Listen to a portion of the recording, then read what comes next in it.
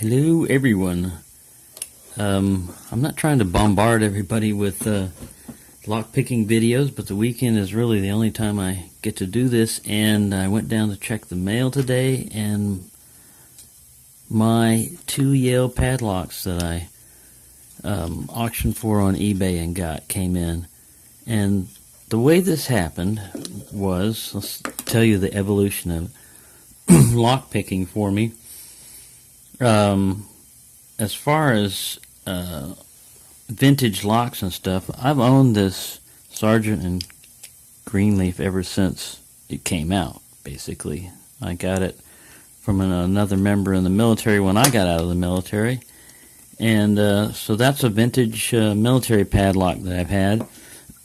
Excuse me. But what started this particular lead up to these Yales was I had a neighbor, like I said, that he had some railroad locks, and he had this American H10 or Series 10 H10 railroad lock, and he gave it to me. I basically traded him some other stuff, but he basically gave it to me.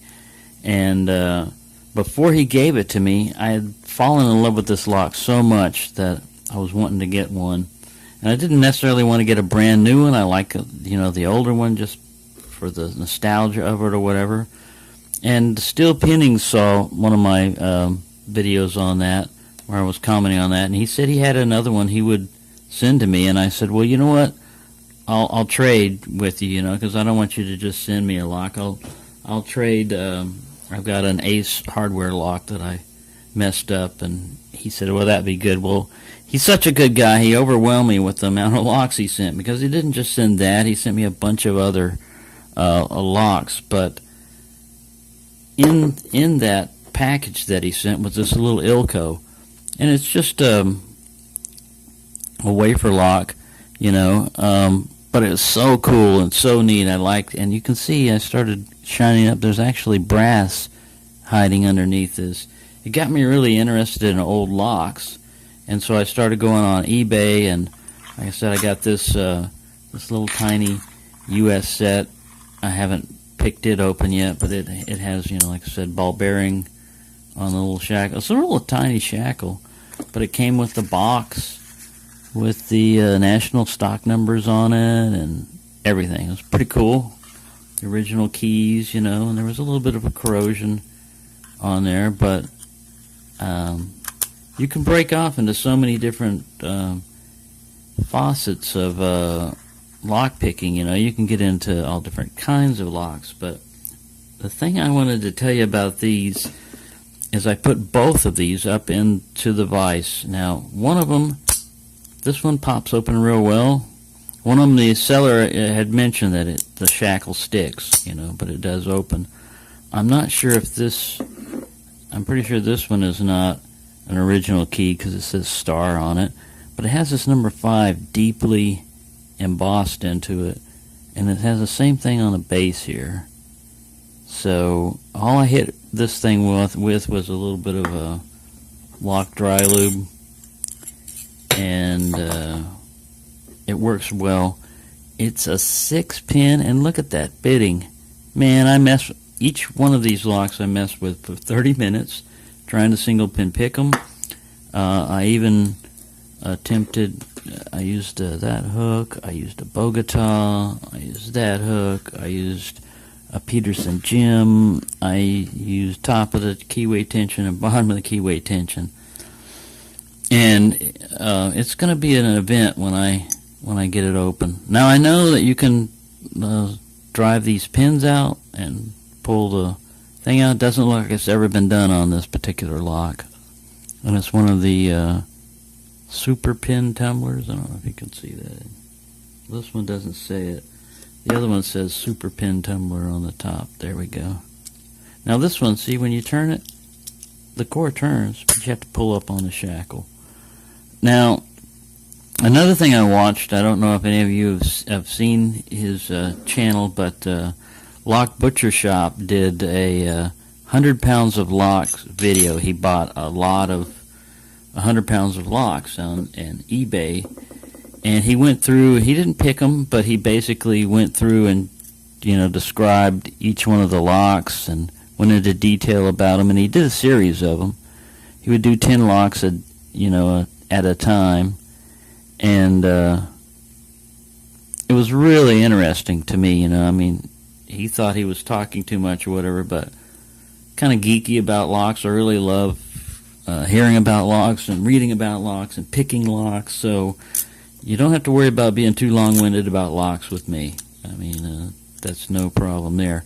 Now, one of the things you can do to fix these locks, and I'm going to do it with this one, is I'm going to give it a vinegar bath. Just basically let it soak in vinegar for 24 to 48 hours. That'll get rid of a lot of rust. And as long as you don't have pot metal, because vinegar is a mild acid, it should clean it up fairly well. I was going to try it on this one because I shot some more of that lube in there, and it still doesn't want to pop the shackle. And the shackle may never really pop. But what was interesting to me, now this key right here, it also says Yale on it, and it may be an original, but it has P84 stamped on it, and there's nothing on the base of this. But these are cool locks. There's a P84 stamp right there, and the chrome is kind of like, peeling off a little bit, but I don't know how old these locks are. One is different than the other, because this one has that used graphite and super pin tumbler, and this one, there's nothing up there on it. So if there is, I can't read it.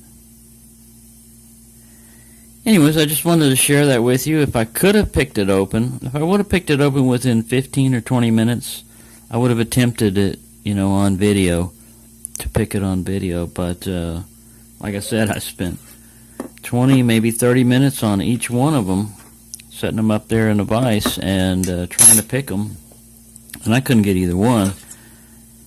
I couldn't even get, I don't know if there's any security pins in there, but I couldn't even get a false set. I don't know if you're going to get a false set, on straight up pins, but I couldn't get any core movement.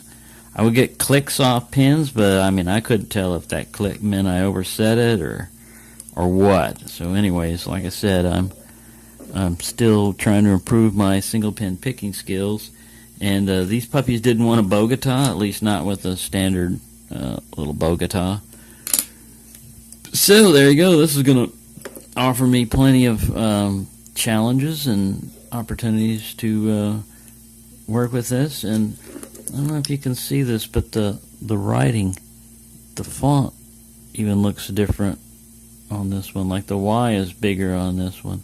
So they're two locks that are the same style, but of different ages. And used to be in the old days, they had catalogs and stuff, I guess. I guess now I have to do Google and search for that. But if anybody knows the approximate age of these, you could go ahead and leave it in the comment. That would be appreciated. I will try to do my own research as far as like Google and all that other stuff. But there you go. I just wanted to pass that along to everyone. I didn't think I was going to have anything new to mess with today. And I have some new old stuff to mess with. So I hope everyone's having a good time, and that's all I have for now.